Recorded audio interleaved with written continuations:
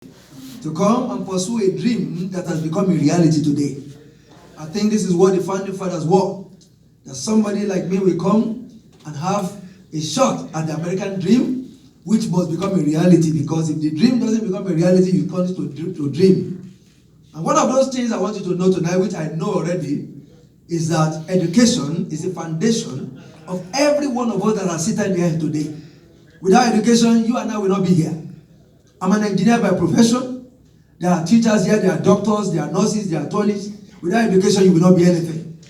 The traditional education that the founding fathers gave us is the one that we must be able to continue to pursue. The issue of critical race theory is the no-no in our education. The state of Texas is number 5 on the union. The United States of America on the education index is number 22. How can the greatest nation on earth be there? This is what woke me up about a year, 2 years ago, even with the pandemic, that all our children, they are pushed out of school without being able to read, write, and do math. What kind of education are we giving them? So this is one of those things. I'm a son of a teacher who taught for 36 years. And it was a discipline that he instilled in me that is still working with me today. I want you to know that the state of Texas needs people like me. I'm not just coming to talk. I want to go and do action to make sure the teachers, the students, the parents, the public, and the Texas Education Agency are put in check to do the right thing for the people. I'm not going to go there as a bureaucrat. I'm not a career politician. I'm a patriot like you. I'm a parent like you. I have 3 children in the public education. I want to give the parent the choice of their education. I want them to have 100% interest in their children's education, not any teacher or any government policy to direct their education. And I want teaching profession to become a lucrative profession again. I don't want to throw our teachers under the bus. I want their wages reviewed. I want them to have incentivized welfare that they will use so that they will be able to instill more discipline, more knowledge in science, tech, engineering, and math, and in civics, and in right history that the Founding Foundation wanted, so that our children can become a product of future that you and I can rely on. I don't want to retire tomorrow and have a delinquent generation that cannot stand on their own. We are not going to talk about what has happened already, because if everything they have done before is good, doing fine, education policy now will be better in the state of Texas. But let me tell you something, you need somebody to go and ruffle the feathers. That is what I want you to see in me. I'm going to make sure we put policies, we will tap into the permanent education funds to cover the budget shortfall. We will make sure that we reform our schools. We will cause start tests to be reformed or abrogated. No child left behind, or every student succeed act. They are just bumper sticker slogan or catchphrase that will produce children that cannot stand with other children in the world on a global stage. So therefore, I want you to look at me tonight.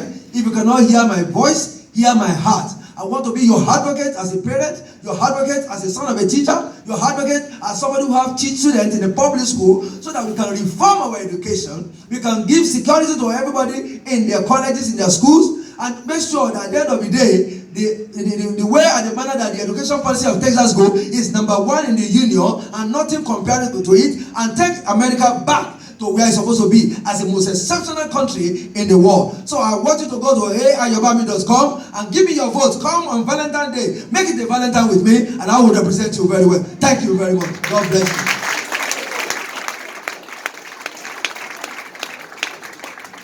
So I have to say, we had the most questions come in for this race. So if you guys approve, I will send you the list of all the questions. We're going to ask you 2 tonight, but there must have been at least 15 questions for this race, and everyone was so interested. Bring it on. I will send them to you, and then we'll send them back out to the membership and everyone that's here, so you'll have the answers to all of the questions. So, first question, how much time have you spent talking to teachers and visiting schools? Wow. Let me tell you something. Everywhere I've been to during this election campaign, I've met teachers and I've instilled confidence in them. Many people that are teachers now, they don't want to even continue with their teaching profession. They are looking for another job.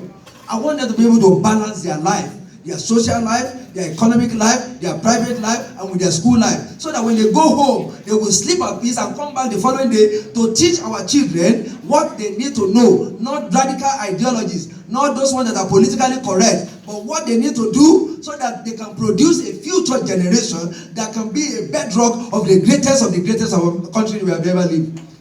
Thank you.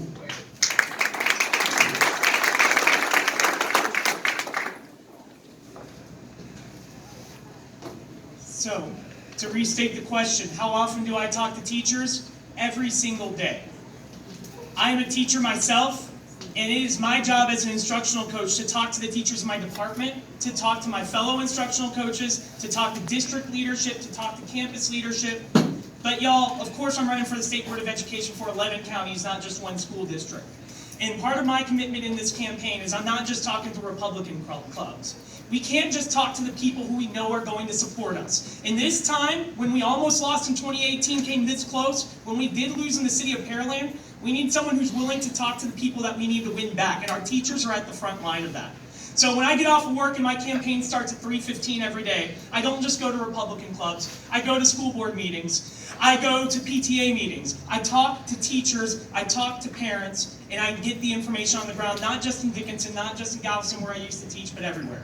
I talked to Coach McKeska, my uncle here that actually has taught at Junior High West right down the street for many years, far longer, most of my life I think at this point. But I talk to the people who are on the front lines of education because like we said, there's a crisis going on right now.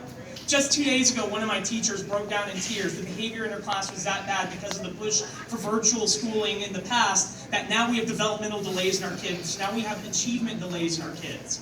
We need someone who has done intervention groups, who knows what it takes to get a kid from here to there quickly, to catch up to where other countries are at who didn't pursue some of our disastrous shutdown policies, to be able to bring us back to the best education system in the world. I have that experience in the classroom. I want to share it with the state of Texas. Thank you.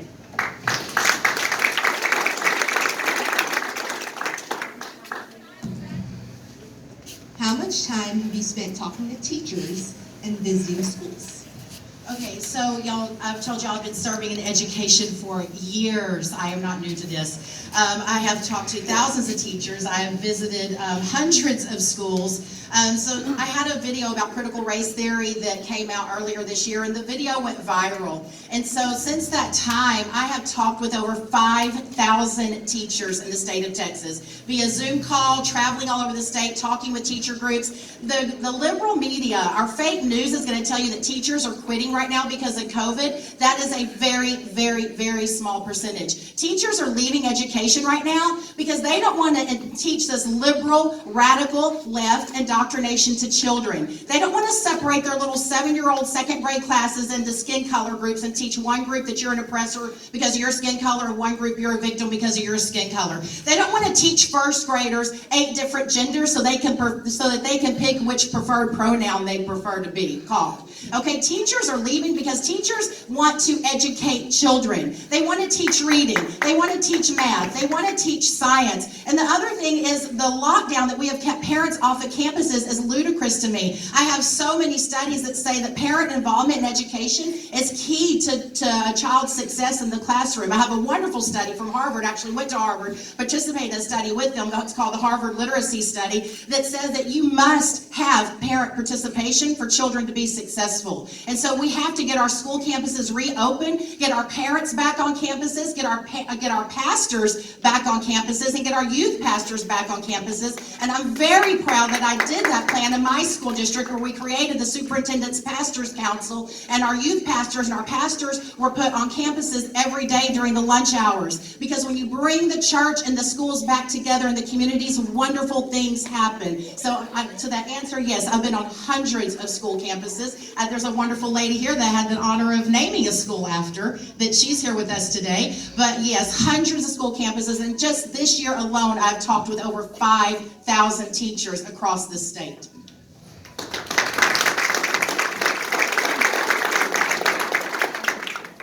Our next question, what contribution can the State Board of Education make to help retain and improve the morale of teachers? Okay, well, I think I may have just covered that again. Improving teacher morale. Y'all, our education system was not designed for teachers to work alone. Our entire education system was designed for parent support and designed for community support. So this whole idea, again, of keeping parents and keeping the community off campus is ludicrous to me. I serve on another board called Heroes Hope Foundation. And Heroes Hope Foundation, we provide PTSD counseling and support for veterans. But what we've realized, we just expanded that to teachers because we realized our teachers are also going through PTSD. This has been very traumatic for them. We had the shutdown, right? They were separated from their students. Then we went to virtual learning, which a lot of schools were not set up to teach virtual, because that was a big stressor on the teachers. Then we had Snowmageddon, right? Which, the shutdown, the freeze, school was shut down. I mean, we've had a lot of things. The past 2 years have been hard on teachers. So number one, what I'm going to tell y'all, number one, pray for our teachers. Pray for them. It is a God-given gift to be a teacher, and they need God's grace every day in the classroom for our children. Number two, thank a teacher. If you see a teacher, and Danny, I'm going to tell you thank you. I know it's hard. I know what he does every day in the classroom is hard, and I appreciate what he does. Like I said, as someone who's employed and hired over 3,000 teachers, I know what Danny's doing in the classroom. So the other thing is thank a teacher, but then we need to provide our community supports for our teachers, and we need to provide our pastors on our campuses and provide counseling for our teachers. A lot of teachers are suffering from PTSD. The other thing I'm going to say, is this my closing one too? Okay. The other thing I'm going to say is I am the only person in this race that filed for this position against the current incumbent. Because when good people do nothing, evil wins. And you have an incumbent in this seat right now that told us all he was conservative and that he was a Republican, and he has voted for transgender curriculum in junior high and high school. He has voted for science textbooks that teach the Green New Deal is science, and he has voted for civics textbooks that teach the best way to end poverty in Texas is a redistribution of wealth. We do not have time to not put a proven conservative in Austin defending our children. You'll never have to worry about what Julie's going to do. I've been through the fire. I've been called every name that the liberal left likes to call us a name in here, and I'm still standing for you. I'm standing for your children, I'm standing for your grandchildren, and I'm standing for conservative values in education. God bless Texas.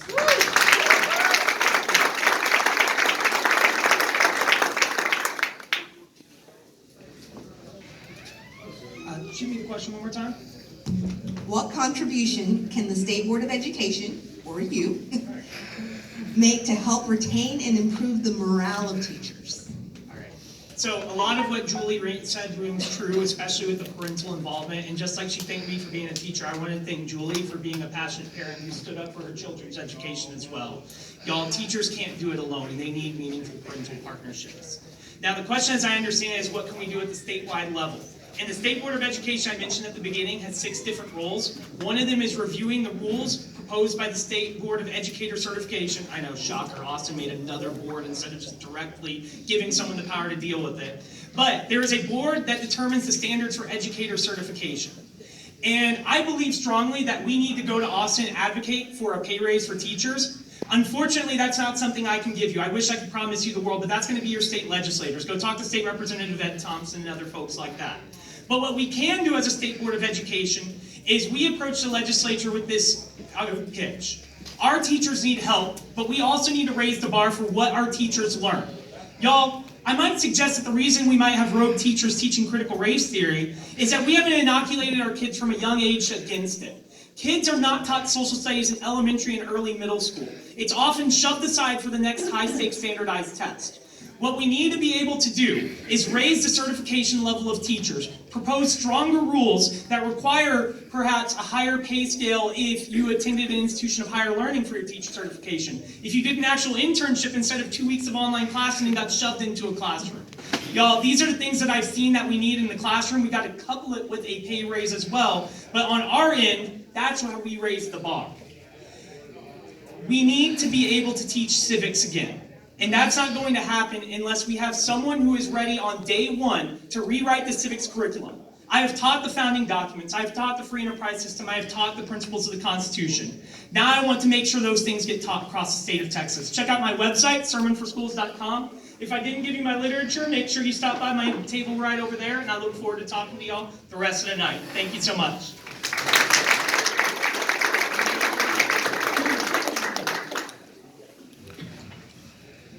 The first thing is restore the dignity of teacher back to teachers. Allow teaching profession to become great again. Review their wages and create an incentive or welfare for teachers that perform excellently well and produce great products for the state of Texas. And last, you must allow the teachers to be part and parcel of decision making in the STAR test.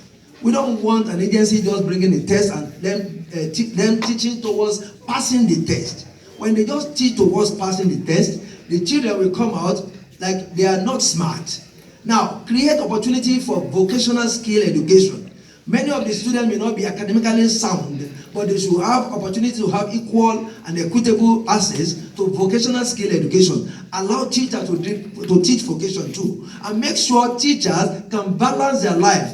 You know, they can't be looking for a second job after the whole day job. They cannot go home and begin to cry about whatever they need to do and look for another job to pay their bills. No, we must do upward review of their wages every 3 years and create opportunity for them that will make them happy that they are teaching their children. Because you and I, we are products of teachers, especially traditional way, not those ones that are teaching radical theology or radical critical race theories or those ones that are politically correct. We want to identify the best of our teachers so that they can produce the best for us, for our generation that is upcoming, your children, your grandchildren. And I bet you I will be an advocate for teacher because I'm a son of a teacher and I respect teacher because teachers made me whatever I am today. I have obedience and allegiance to God Almighty to serve humanity and to serve the people, the public, in a way that 4 years from now, the rate at which we are going, you will be proud of Texas and proud of our educational policy again. And that is what I'm bringing to the table.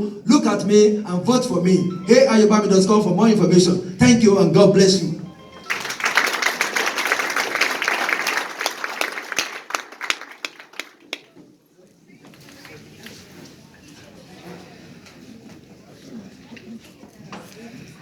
Oh boy.